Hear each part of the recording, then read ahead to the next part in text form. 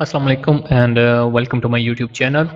आज की इस वीडियो में हम लोग बात करेंगे खिलाफत मूवमेंट पे, जो कि एक बहुत ही इंपॉर्टेंट टॉपिक है। सबसे पहले लीडरान्स की बात करते हैं कि लीडर्स कौन कौन थे जो मेन लीडर कर रहे थे इस मूवमेंट को। सबसे पहले गांधी, कहने के एक सदर के तौर पे या एक मेन लीडर थे इस मूवमेंट के। ठीक। और दूसरे नंबर पे बात करें तो मौलाना अब्दुल कलाम आज़ाद, फिर ये जौहर ब्रदर्स, मौलाना शौकत अली जौहर, मौलाना मोहम्मद अली जौहर और फिर मौलाना हसरत Mohani. So let's start with the outline. सबसे पहले हम लोग आउटलाइन देखते हैं और उसके बाद जो इंपॉर्टेंट फैक्ट हैं वो आपको पता चलेंगे। और आपको क्या करना है कि आपको सिर्फ मेरे साथ जुड़े रहना है, वीडियो को एंड तक देखना है। आपको बहुत सारी बातें पता चलेंगी जो कि आपको इससे पहले नहीं पता थी इस मूवमेंट के बारे में और इस मूवमेंट के जो कॉन्सिक्वेंसेज हैं उनके बारे में। सबसे पहले आउटलाइंस की बात करें तो इंट्रोडक्शन से स्टार्ट होता है। देन हम लोग बैकग्राउंड देखेंगे, एक ब्रीफ सा एक थोड़ा सा बैकग्राउंड देखेंगे, 2-3 पॉइंट्स मेन में जो उस टाइम के हालात थे। देन उसकी ऑब्जेक्टिव्स क्या थी मूवमेंट की, और most importantly role of Jinnah and role of Gandhi, ये बहुत इंपॉर्टेंट होने वाला है। और उसके बाद इसके एस्पेक्ट्स देखेंगे, खिलाफत मूवमेंट के जो एस्पेक्ट्स है। और उसके बाद इसके देखेंगे कि फेल्यूर की क्या वजूहत थी, क्यों फेल हो जाती है जो एक मूवमेंट जो स्टार्ट में इतनी टफ टाइम देती है ब्रिटिश एम्पायर को, फेल क्यों हो जाती है। देन इम्पैक्ट्स देखेंगे, इम्पैक्ट्स क्या हुआ है, पॉजिटिव और नेगेटिव दोनों देखेंगे और एंड पे फिर कंक्लूजन। तो इंट्रोडक्शन से स्टार्ट करते हैं। इंट्रोडक्शन की बात करें तो सबसे पहले इसमें क्या होता है कि मुस्लिम जो एजिटेशन है, जो मुस्लिम पॉपुलर पॉलिटिक्स है, वो स्टार्ट हो जाती है। क्योंकि इससे पहले मुस्लिम रोड्स पे नहीं आ रहे थे। ठीक। क्या कर रहे थे कि रूम पॉलिटिक्स या कॉन्फ्रेंस पॉलिटिक्स जो होती है वो कर रहे थे, दैट्स इट। इससे पहले जो पॉपुलर पॉलिटिक्स है वो स्टार्ट नहीं हुई थी मुसलमानों की। और दूसरे नंबर पे यो एक फर्स्ट मूवमेंट थी और फर्स्ट एंड लास्ट, ठीक, कि जो जॉइंटली लॉन्च की जाती है हिंदूज और मुस्लिम दोनों के द्वारा। ठीक है, ये तो हो गया फर्स्ट पॉइंट इंट्रोडक्शन का। सेकंड पॉइंट में हम देखते हैं कि the Muslims of India had emotional attachment to Khilafat. मुसलमान जो थे, जो सब कॉन्टिनेंट में रहते थे, इनकी एक इमोशनल अटैचमेंट थी किसके साथ, खिलाफत के साथ। जैसे अभी हमारी जो इमोशनल अटैचमेंट है वो सऊदी अरब के साथ है। हम लोग एक इमोशनल अटैचमेंट रखते हैं सऊदी अरब के साथ, तो उसी तरह की कुछ अटैचमेंट थी मुसलमानों की ऑटमन जो खिलाफत है उसके साथ। ठीक है। और एक सिंबल के तौर पे देखते थे, क्योंकि एक वो यही सर्वाइविंग सिंबल था मुसलमानों की ग्लोरी का। ठीक। और तीसरे नंबर पे ये है कि ब्रिटिश की बात करें तो most of the time British और तुर्की एक एलाइज के तौर पे काम कर रहे होते हैं वर्ल्ड वार से पहले पहले 1914 से पहले पहले। लेकिन जब फर्स्ट वर्ल्ड वार होती है तो थीम चेंज हो जाता है। टर्की जो एलाइज कर जाता है जर्मनी के साथ और ऑस्ट्रिया हंगरी एम्पायर के साथ, और ब्रिटिश के खिलाफ फाइट करते हैं। ठीक। और जब फाइट खत्म होती है तो ऑटमन खिलाफत जो है, जर्मनी हार होती है, जर्मनी जब हार जाता है तो ऑटमन खिलाफत जो है वो भी खतरे में आ जाती है। और उसकी जो टेरिटरीज है, जो पावर्स होती हैं, वो खुद में डिवाइड कर लेती हैं। और ये होती है ट्रीटी ऑफ स्वेयर की वजह से। और ट्रीटी ऑफ स्वेयर जैसे ही होती जाती है तो प्रोटेस्ट जो है वो ऑर्गेनाइज तौर पे स्टार्ट होने शुरू हो जाते हैं। ठीक। ये था इंट्रोडक्शन। देन अगर हम बैकग्राउंड की बात करें तो इससे पहले इंडियन जो मेडिकल मुस्लिम सपोर्ट है वो टर्क की तरफ से जाती है ट्राइपोली में।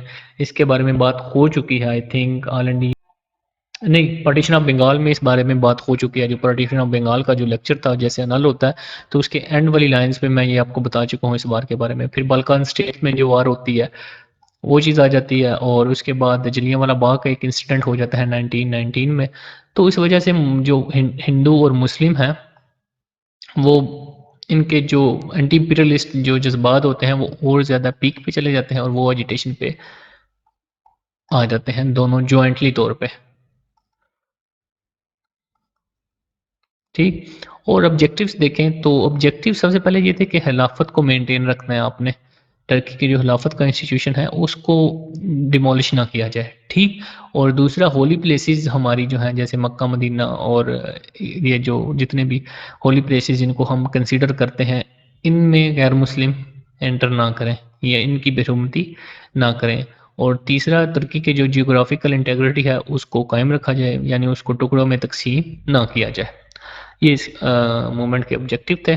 अब रोल ऑफ जिन्ना और गांधी ये बहुत इंपॉर्टेंट है।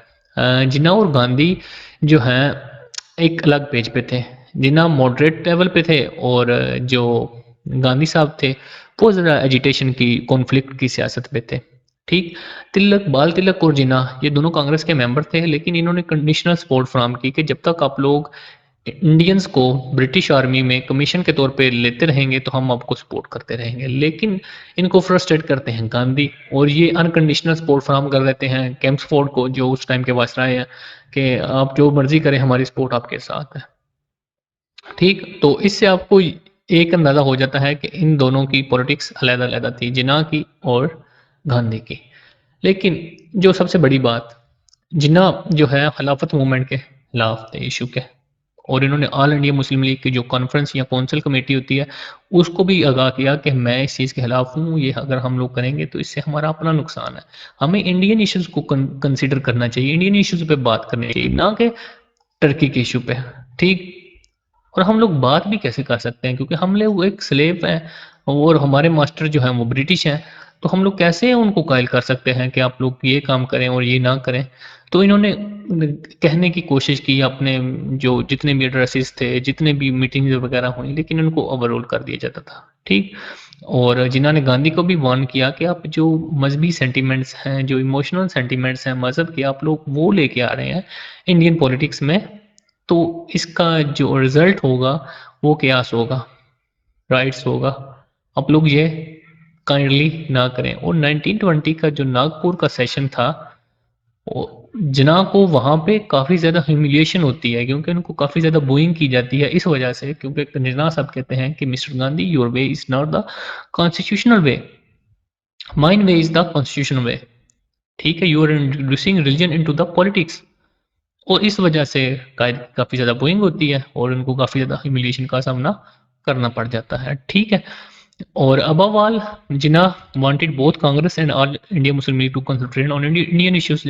जैसे मैंने आपको बताया ना कि इंडियन इश्यूज को वो कंसीडर करते थे कि इंडियन इश्यूज पे बात करें, सैनिटी की बात करते थे वो लोग, क्रिटिकली एक चीज़ को देख के, एक रैशनली तौर पे देख के कहते थे कि इंडियन इश्यूज आर मेन, पहले हम इंडियन इश्यूज को तो देखें, फिर उसके बाद आगे जाके बात करेंगे जो इंटरनेशनल इशू है।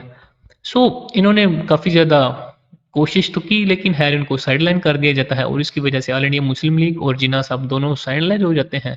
और इस यही जो मूवमेंट है, इसी मूवमेंट की वजह से for the very first time in the politics large number of leaders came from Ulema class, और कह लें कि इस्लामाइजेशन ऑफ पॉलिटिक्स हो जाती है इस मूवमेंट की वजह से। इस्लामाइजेशन ऑफ पॉलिटिक्स इसी एक मूवमेंट की वजह से। सो इस मूवमेंट के अगर आप कॉन्सिक्वेंसेस देखें, तो अभी तक हमारी जो पॉलिटिक्स है उस पे असरअंदाज हो रहे हैं किसी ना किसी तरह से। अगर आप भगोड़ देखें ना, तो आपको ये सारी चीज़ें, ये सारी खराबियां हैं, वो यहाँ से होती हुई नजर आएंगी। और इंडिया में भी देख लें, मिस्टर गांधी ने क्या किया। मिस्टर गांधी ने जो मजहबी सेंटिमेंट्स हैं पहले उनके साथ खेला, जो मुसलमानों के हैं, और आज मोदी हिंदुओं के सेंटिमेंट से खेल रहा है। अब वहाँ पे जो है हिंदुत्व हिंदुत्व का नज़रिया वो ऑन द पीक है। ठीक। तो ये सबसे पहले हिंदुओं की एक सोची समझी चाल थी कि जो पॉलिटिक्स है इसको मजहबी रंग दिया जाए, और उसकी वजह से लोग, काफ़ी ज़्यादा लोग आए पॉलिटिक्स में, और इनकी जो पॉपुलैरिटी है वो भी बढ़ी। और आज इंडिया का हाल देख लें आप लोग किस तरफ जा रहे हैं। ठीक। सो नेक्स्ट अगर हम देखें तो एस्पेक्ट्स में देखें, तो सबसे पहले इस्टेब्लिशमेंट होती है काफ़ी ज़्यादा, जो वेरियस हम कह लें कि ऑर्गेनाइजेशन है कॉज ऑफ खिलाफत की वजह से। सबसे पहले मजलिस से खादम काबा पास होती है, फिर खिलाफत कमेटी बनती है और जिसके प्रेसिडेंट होते हैं सेठ हैं जॉन एम, मतलब सेठ मोहम्मद चुटानी। देन इसकी होती है ऑल इंडिया खिलाफत कमेटी, देन ऑल इंडिया खिलाफत कॉन्फ्रेंस। ये दोनों अलहदा कमेटीज़ हैं, ये अलहदा कह लें कि ऑर्गेनाइजेशन है, इन दोनों को मिक्स ना कीजिएगा। ठीक। ऑल इंडिया कॉन्फ्रेंस जो होती है उसके जो प्रेसिडेंट होते हैं वो गांधी होते हैं, और ज्वाइंट जो हिंदू मुस्लिम स्ट्रगल है उसके भी जो लीडर होते हैं वो गांधी सामने आते हैं। ठीक है, क्योंकि गांधी मैसेज को लीड कर रहे होते हैं उस टाइम पे, किसके नाम पे, मजहब के नाम पे। और जिन्ना साहब ये याद रखिएगा, जिन्ना साहब इनको कह रहे थे कि आप लोग मजहब के नाम पे सियासत कर रहे हैं, जो कि अच्छी नहीं है। ठीक। आप लोगों को इंडियन इशू पे कंसंट्रेट करना चाहिए, ना कि इंटरनेशनल इश्यूज पे। ये बात याद रखिएगा, दो तीन बातें। ठीक है। देन खिलाफत डेलीगेशन एक स्टार्ट होता है जिसमें मौलाना मोहम्मद अली, सैयद हुसैन, सैयद सुलेमान नदवी, शेख, ये सारे क्यों जाते हैं डेलीगेशन ब्रिटेन में जाता है कि वहाँ पे जाके मुसलमानों के जो सेंटिमेंट्स हैं खिलाफत को लेके वो बताए जाएँ और उनको कॉल किया जाए कि आप लोग खिलाफत का जो इंस्टीट्यूशन है और तुर्की के साथ जो हमारी इमोशनल अटैचमेंट है, आप लोग काइंडली इसको हमारी जो डिमांड्स हैं, जो हमारी ऑब्जेक्टिव्स हैं मूवमेंट की, उसको मान लें और ये आप काम ना करें। लेकिन ब्रिटिश को कायल करना इस बात पे पॉसिबल नहीं था क्योंकि ना तो मुसलमानों के पास पावर थी और ना इनके पास कह लें कि इन्फ्लुएंस था किसी और पावर का जो ब्रिटिश को कायल करवा सकता। ठीक, तो पॉसिबल नहीं था। Then non cooperation movement start हो जाती है और वो करते हैं मौलाना हजरत मोहानी और ये कहते हैं कि यूरोपियन जो प्रोडक्ट्स हैं या जो ब्रिटिश प्रोडक्ट्स हैं इनको हम लोग बाइकआउट कर रहे हैं, हम लोग ये इस्तेमाल नहीं करेंगे। गांधी साहब इसको पहले अपोज करते हैं लेकिन इसको जब फर्स्ट इन कलकत्ता का जो सेशन होता है उसमें भी इसको एक्सेप्ट कर लेते हैं। देन नागपुर का जो सेशन होता है 1920 वाला उसमें भी एक्सेप्ट कर लेते हैं और यही नागपुर का सेशन है जहां पे कायद 1920 में मैसेज के साथ खिताब करते हुए कहते हैं कि mister Gandhi, your way is not the constitution way, mine way is the constitution way, you are playing with fire, you are introducing the religion into the politics and this will end up in a chaos। सो इस वजह से कायद की काफ़ी ज़्यादा Boeing होती है। कायद इस एक बयान की वजह से इनको काफ़ी ज़्यादा साइडलाइन कर दिया जाता है। आज भी आप देख लें, आप थोड़ा सा एक मॉडरेट होने की ट्राई करें ना तो आपको साइडलाइन कर दिया जाता है, आपके ऊपर फतवे लग जाते हैं। तो ये जो खिलाफत मूवमेंट है ना, ठीक, इसके कॉन्सिक्वेंसेस अभी तक पाकिस्तान भुगत रहा है। ठीक है, आप लोग देख लें और बखूबी तौर पे जांच पड़ताल करके आप लोग अगर देखेंगे तो आपको कॉन्सिक्वेंसेस दिखेंगे इस मूवमेंट के अभी तक की पॉलिटिक्स जो पाकिस्तान की है उस पे। देन हिजरत मूवमेंट एक बहुत ही इडियट किस्म की मूव थी मौलाना अब्दुल कलाम आज़ाद की। ठीक है, इन्होंने, ये लीडर थे ना, ठीक, ये लीडर थे तो खुद लीड करते हैं ना इस मूवमेंट को, अपनी प्रॉपर्टी बेचते, अपना सब कुछ बेचते और दारुल हरब जो था, ठीक है, रहने के काबिल जो नहीं था, तो पहले नंबर पे आप खुद इसको जो है वो अपनी प्रॉपर्टी वगैरह बेचते, अपना सब कुछ बेचते, बिजनेस बेचते और कहते हैं कि पहले नंबर पे मैंने अपना, आप बेचा है सारा कुछ और आप लोग आए, लेकिन अपना नहीं बेचा इन्होंने कुछ भी। रहे हिंदुस्तान में ये मौलाना अब्दुल कलाम आज़ाद साहब, और जब इंडिया बनता है तो इसके एजुकेशन मिनिस्टर भी बनते हैं। ठीक है, पाकिस्तान की कॉज को भी सपोर्ट नहीं करते।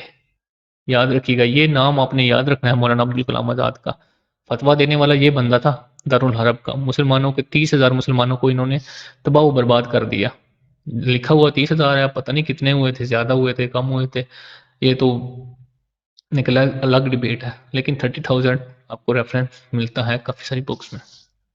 ठीक, और इन्होंने फिर फर्स्ट अफगानी गवर्नमेंट जो है उन्होंने एक वेल थॉट पॉलिसी के ज़रिए वेलकम किया और जब रश बढ़ा लोगों का, ज़्यादा मुहाजिरीन आए तो इन्होंने अपने गेट्स बंद कर दिए। पाकिस्तान तो नहीं है ना कि जो 4 मिलियन रेफ्यूजीज़ जो अफगान रेफ्यूजीज़ हैं उनको रख ले, ये तो अफगानिस्तान था भाई जो 20-30 हज़ार लोगों को भी बर्दाश्त नहीं कर सके। ठीक है, और जो लोग वहाँ पे रहे उनकी भी काफ़ी ज़्यादा डरावनी स्टोरीज हैं और वो भी छोड़ के आ गए, जिस हालात में थे वो भी वापस आ जाते हैं। ठीक है, लेकिन ये जो मूव की ना मौलाना अब्दुल कलाम आज़ाद ने, बहुत ही इडियट किस्म की मूव थी इनकी।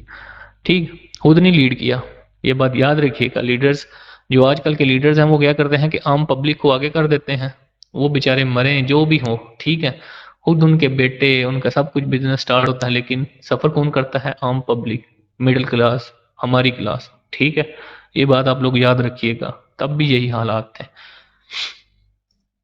देन अगर हम देखें काजेज ऑफ फेल्यूर, तो फेल्यूर में आई कुरैशी साहब कहते हैं कि एडवेंचरिज्म, नो डाउट एडवेंचरिज्म था, ठीक है, और इसका ग्राउंड रियलिटीज़ के साथ कोई ताल्लुक नहीं था। इन्होंने ग्राउंड रियलिटीज़ को देख के बगैर रैशनली रैशनल फैसला नहीं किया इन्होंने, इरेशनल और सेंटिमेंट्स और इमोशनल फैसला था उस टाइम का, एक इडियट किस्म का। ठीक है, फ्रेंजी इमोशनल मूवमेंट थी ये।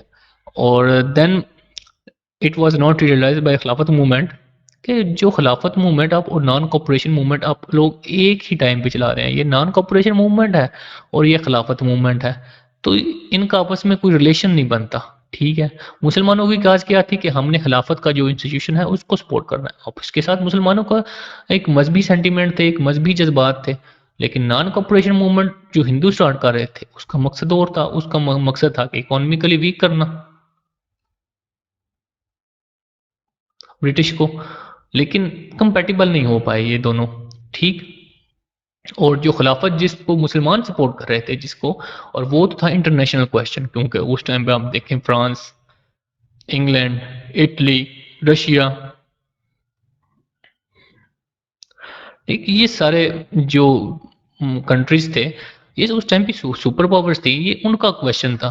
और मुस्लिम जो एक मिनिमम सी आबादी है, और वो भी बेचारे पिसे हुए जिनके पास कोई पॉलिटिकल पावर नहीं है, कोई इन्फ्लुएंस नहीं है, कोई बैक एंड पे उनके पास पावर नहीं है जिनको इन्फ्लुएंस करा सके इन पावर्स को, तो हाउ कुड दे कि वो ब्रिटिश का फैसला चेंज कर सकते थे।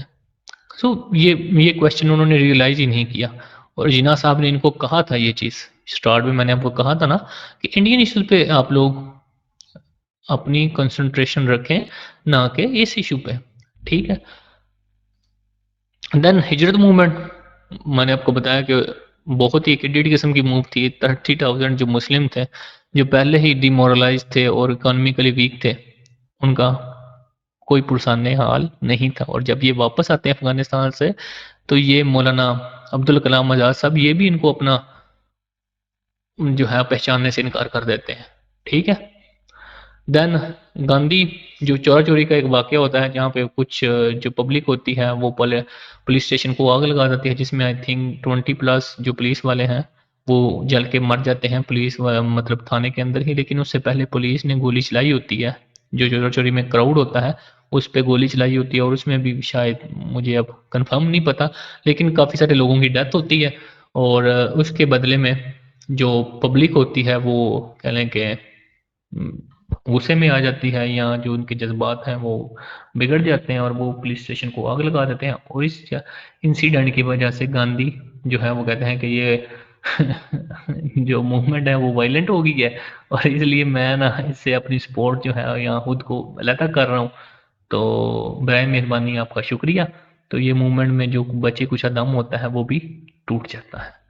और गांधी साहब पहले ही बहाने ढूंढ रहे होते हैं कि कैसे मैं मुसलमानों से खुद को अलग करूं, क्योंकि वो तो सेंटीमेंट्स के साथ खेल रहे थे, मुसलमानों के एडवांटेज ले रहे थे, और जी बार के एडवांटेज लिया उन्होंने। क्योंकि आप खिलाफत मूवमेंट से देखें, पहले देखें तो गांधी की पॉपुलैरिटी नहीं थी, लेकिन जैसे ही खिलाफत मूवमेंट एंड होती है तो गांधी की पॉपुलैरिटी पीक पे चली जाती है। और सबसे बड़ी बात, जो सबसे बड़ा मजाक है, 1924 में मुस्तफ़ा कमाल पाशा एक सिविल वॉर लड़ते हैं, और सिविल वॉर नहीं, आई थिंक जो पावर्स होती हैं उस टाइम पे, जो इंडिया जो टर्की में होती हैं पावर्स, जो ब्रिटेन और फ्रांस, ये जो सारे इलाके हैं, टर्की का जो एक इलाका था, मैप था ना, आप लोग मैप में देखें, तो इसमें इन्होंने यहाँ पे भी इन्होंने कोई डिवीजन की हुई थी इलाकों की ना। तो कुछ इलाका यहाँ पे बचा हुआ था, टर्की के पास रहता था, वहाँ पे जो खलीफा था वो अपना कंट्रोल रखता था। लेकिन मुस्तफ़ा कमाल पाशा जो है एक हीरो के तौर पे सामने आते हैं, और ये जो जितना इलाका होता है ना यहाँ से, ये वाला जो स्पेसिफिक इलाका है जो अब का तुर्की का इलाका है, वहाँ से जो गैर मुल्की फौजें हैं उनके खिलाफ एक जंग करके उनको भगा देते हैं वहाँ से। ठीक। और यही तरीका है, अगर आपको आज़ादी चाहिए तो आपको लड़ना पड़ेगा। ठीक है। तो वहाँ से भगा देते हैं, और खुद ही जो खिलाफत का इंस्टीट्यूशन है इसको ख़त्म कर देते हैं। जो तुर्किश है जिसके लिए हम लोग यहाँ पे बवाल खड़ा कर रहे थे, राइट्स कर रहे थे, सब कुछ कर रहे थे, हमने जानें गंवाई, हम माल सब कुछ, मतलब काफ़ी ज़्यादा मुस्लिम ने जो है वो सफ़र किया, इंडियन मुस्लिम ने। और इंडियन टर्किश ने खुद ही जिस चीज़ के लिए हम लोग यहाँ पे लड़ रहे थे उसको खुद ही उन्होंने बॉलिश कर दिया। सबसे बड़ा मजाक ये होता है। ठीक है। और तुर्की रिपब्लिक के तौर पे दुनिया के नक्शे पे सामने आता है। और Sen elements like Mohammad Ali Jinnah, sir फजल हसन, ये सारे एलिमेंट जो है खिलाफत मूवमेंट के खिलाफ थे और ये एबसेंट थे। ठीक। अब इम्पैक्ट्स देखें, तो इम्पैक्ट्स पॉजिटिव इम्पैक्ट में होता है कि मुस्लिम की जो पॉपुलर पॉलिटिक्स है उसका आगाज़ हो जाता है। देन अगर हम लोग आगे देखें तो मुस्लिम जो है वो एंटी इंपीरियलिस्ट हो जाते हैं, और एंटी इंपीरियलिस्ट ट्रेडिशन मुसलमानों में आ जाता है। और खिलाफत मूवमेंट के बाद, और खिलाफत मूवमेंट में जो मुसलमानों की जो कंप्रोमाइजिंग की जो कंडीशन होती है वो कांग्रेस से भी ज़्यादा स्ट्रिक्ट होती है। ये कांग्रेस से भी ज़्यादा अनकम्प्रोमाइज हो जाते हैं, खिलाफत मूवमेंट में भी और खिलाफत मूवमेंट के बाद भी। और then great boost to Muslim nationalism, क्योंकि ये पैन इस्लामिज्म पे बेस करता था जो खिलाफत का जो सारी मूवमेंट थी। तो इस वजह से मुसलमानों का ये स्पिरिट है, मुस्लिम स्पिरिट हुड और मुस्लिम मुस्लिम नेशनलिज्म, वो एक मुसलमानों में उभर के सामने आता है। ठीक। और combined support of Orthodox elements की तो मैं आपको बात बता चुका हूँ। मौलाना हजरत मोहानी, मौलाना मोहम्मद अली जौहर, मौलाना शौकत अली जौहर, ये सारे थे ऑर्थोडॉक्स किस्म के। ठीक। और सैयद अमीर अली, सरागा खान, ये सारे थे मॉडरेट एलिमेंट्स। तो इन दोनों की सपोर्ट हासिल होती है। और पाकिस्तान मूवमेंट को भी इन्होंने इम्पेक्ट किया, क्योंकि एंटी इंपीरियलिस्ट हो गए थे। मुसलमानों की पॉलिसीज एंटी इंपीरियलिस्ट जो ब्रिटिश की पॉलिसीज थी उसके खिलाफ हो गए थे। और मुसलमानों को इसने ट्रेन किया क्या कि एजिटेशन पे और अपना रोड मैप चेंज करने पे। ठीक। देन नेगेटिव इम्पैक्ट्स की बात करें तो सबसे पहले है कि एडवेंचरिज्म, मतलब ये एक एडवेंचर मूवमेंट थी, कोई रैशनल मूव नहीं थी। और IH कुरैशी की दोबारा कोर्ट यहाँ पे फिट आती है।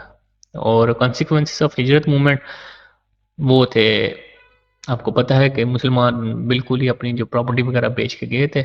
अब उन बेचारों के लिए क्या था यहाँ पे, क्योंकि अफगानिस्तान ने भी अपने दरवाजे बंद कर लिए थे, यहाँ पे भी प्रॉपर्टी बेची गई थी, तो क्या था, तबाही। ठीक। और ग्रेट अपॉर्चुनिटी फॉर गांधी, सारी बात है, गांधी इंटरेंट पॉलिटिक्स में थे, इंटरेंट के तौर पे थे। और जैसे ही खिलाफत मूवमेंट जो ख़त्म होती है तो उसकी जो पॉपुलैरिटी है वो बढ़ जाती है, गांधी के तो मज़े हो जाते हैं। और एंड देन ड्यूरिंग खिलाफत movement he became the most popular leader in India. और विड्रू ऑन वेरी, मतलब एक छोटे से इशू पे आप जो है वो निकाल लेते हैं और कहते हैं कि जी ये मूवमेंट वायलेंट हो गई है। तो इस वजह से मैं इससे अपनी जो है वो सपोर्ट निकाल रहा हूँ, क्योंकि गांधी को आप देखेंगे वो तो शांति शांति शांति, ठीक, शांति पे बिलीव रखने वाला आदमी था। तो कहते हैं कि ये तो वायलेंट हो गई है, तो मैं जा रहा हूँ इस मूवमेंट से। So an era of communal antagonism. इसके बाद खिलाफत मूवमेंट के बाद जैसे ही ख़त्म होती है तो मुसलमान, बल्कि ख़त्म किया 1924 में ये खिलाफत मूवमेंट एंड होती है, जब मुस्तफ़ा कमाल पाशा खिलाफत को खुद ही ख़त्म कर देते हैं। 1921 से ही जो मुस्लिम राइट्स हैं या मुस्लिम और हिंदू कॉन्फ्लिक्ट्स हैं वो सामने आना स्टार्ट हो जाते हैं। और जैसे ही ये ख़त्म होती है खिलाफत मूवमेंट, तो ये जो राइट्स होते हैं वो ज़्यादा कह लें कि उभर के सामने आते हैं इसके बाद। और इंडियन हिस्ट्री के वर्स्ट किस्म के राइट्स होते हैं। ठीक। और इससे मुसलमानों की जो और हिंदुओं की जो हारमनी है या हिंदू मुस्लिम यूनिटी है वो स्ट्रेंड आउट हो जाती है। और उसके बाद इस्लामाइजेशन ऑफ इंडियन पॉलिटिक्स, ठीक, इस पे बात हो चुकी है। और डोरमेंट मुस्लिम लीग, मतलब मुस्लिम लीग का जो रोल है और किना जिना का, वो साइडलाइन हो जाता है 1928 से लेके ऑल दो 27 तक। ऑल इंडिया मुस्लिम लीग बिल्कुल साइडलाइन हो जाती है, इसका कोई रोल सामने नहीं आता दिल्ली प्रपोजल से पहले पहले। दिल्ली प्रपोजल पे इस पे तफसील से बात होगी। ठीक। तो कंक्लूजन पे आए तो सबसे पहले कि खिलाफत मूवमेंट प्रूव टू बी, मतलब एक डिसास्टर थी मुसलमानों के लिए, क्योंकि मुसलमानों ने इससे कुछ गेन नहीं किया सवाए तबाही के। ठीक है। और दूसरे नंबर पे आता है कि ऑब्जेक्टिव्स जो हैं वो अचीव भी नहीं कर पाई। और लेकिन इसका जो असर है ये हुआ कि जो इंडियन पॉलिटिक्स है वो हमेशा के लिए चेंज हो जाती है। और Hindu took advantage of Muslim sentiments, और Gandhi emerge as a leader. ठीक है। जो मैसेज है उनका लीडर गांधी उभर के सामने आता है। ठीक। और हिंदू मुस्लिम यूनिटी कोलैप्स कर जाती है। इसके बाद डॉक्टर सफीउद्दीन साहब लिखते हैं कि Khilafat leader spoke out Lucknow pact. अब जो एक ही विक्ट्री गेन की होती है ऑल इंडिया मुस्लिम लीग ने और मुस्लिम वालों ने सेपरेट इलेक्टोरेट पे, तो वो भी कंट्रोवर्शियल हो जाती है इस की वजह से, क्योंकि ये लखनऊ पैक्ट के खिलाफ बोलना स्टार्ट कर देते हैं। ठीक है। और वजह ये थी कि उन्होंने कहा था कि जो अननेसेसरी है, क्योंकि ये जो पैक्ट है वो अननेसेसरी है, क्योंकि हिंदू मुस्लिम की जो एनमिटी है वो हमेशा रहेगी, आप जो मर्जी कर लें।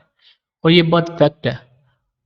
यहाँ पे बरसगीर पाको हिंद में हिंदू मुस्लिम इकट्ठे रह नहीं जा सकते, क्योंकि आम पब्लिक तो रह लेगी, कॉमन मैन तो रह लेगा, लेकिन जो जो लीडर है ना ये कोई ना कोई शरारत कर देंगे।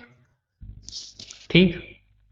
और उसके बाद ये बंदा मौलाना अब्दुल कलाम आज़ाद, ठीक है, इसने कहा कि आप लोग जो टर्किश हैं उनको अपने हालात पे छोड़ दें, जो भी वो फैसला करें वो उनकी अपनी मर्जी है, और हम लोग जो है किस पे कंसंट्रेट करें, जो होम है, क्लोजर टू होम, यानी जो इंडियन इश्यूज हैं हम उस पे बात करते हैं। ठीक है, और बात वही होती है जो जिन्ना साहब उस टाइम कर देते हैं कि हमें इंडियन इशू पे कंसंट्रेट करना चाहिए, ना कि खिलाफत वाले इशू पे। ठीक है, एंड पे यही बात होती है कि 100 गंडे भी खाए और 100 लित्र भी खाए। ठीक है, सॉरी टू से। ठीक है, मुझे तो इस बंदे पे बहुत ज़्यादा गुस्सा है, क्योंकि इन्होंने एक इडियट किस्म की मूव मुसलमानों से करवाई। बहुत ही इडियट किस्म की मूव थी हिजरत मूवमेंट। और इसके अलावा आपका अगर कोई क्वेश्चन है तो let me know in comment section.